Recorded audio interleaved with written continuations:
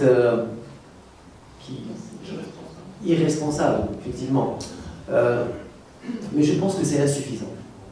Refranciser est insuffisant.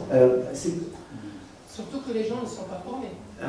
Effectivement. Et puis moi je retiens, moi j'ai eu un entretien très intéressant avec Mohamed Serraj Janja sur l'école. Et si on parvient pas à faire cette grande réforme, nous avons des études, je vais vous donner des exemples. Par exemple,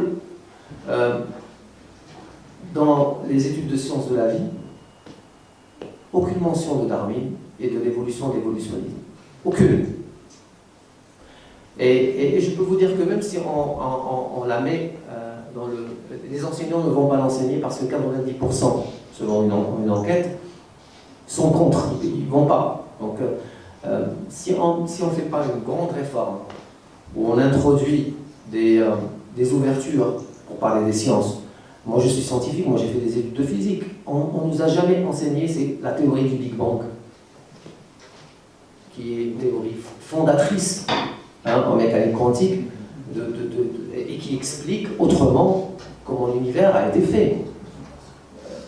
S'il n'y a pas ces ouvertures-là, sans parler de la qualité intrinsèque des matières, et de la formation des enseignants, et sans eux, aucune réforme ne peut être faite. Et donc on a vraiment une tâche qu'on ne peut mener que si on prend une décision politique qui n'est pas d'actualité aujourd'hui. Il n'y a pas de décision politique d'actualité aujourd'hui pour que l'école publique, qu'ils l'appellent même l'école de la monarchie, comme ici c'est l'école de la République, et qui soit citoyenne, qui permette que cette même école publique, nous n'oublions pas, dans les années 60 et 70, permettait aux gens l'ascension sociale et tout. Aujourd'hui, elle ne l'est plus. Et c'est une école publique qui ne forme pas les futurs citoyens rationnels, critiques envers ce qui les entoure. Et c'est ça, pour moi, le cœur ce qui doit être le cœur de cette réforme. Et si on ne le fait pas, on aura beau enlever le djihad des manuels scolaires, refranciser, ça restera périphérique et pas à l'intérieur du... Et on doit ça aux Marocains.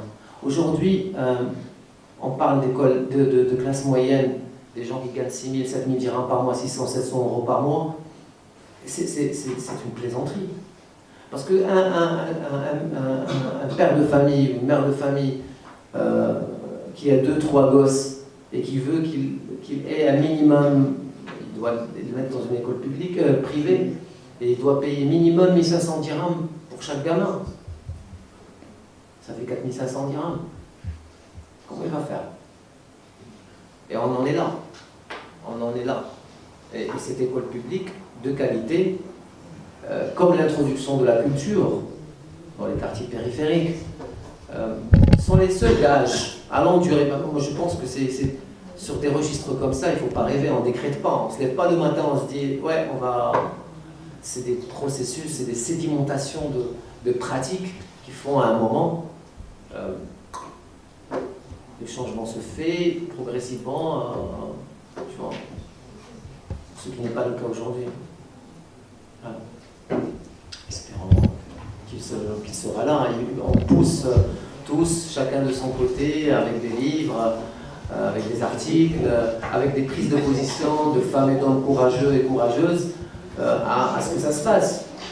Voilà. Alors on le fera. Parce que ce pays, c'est le nôtre aussi.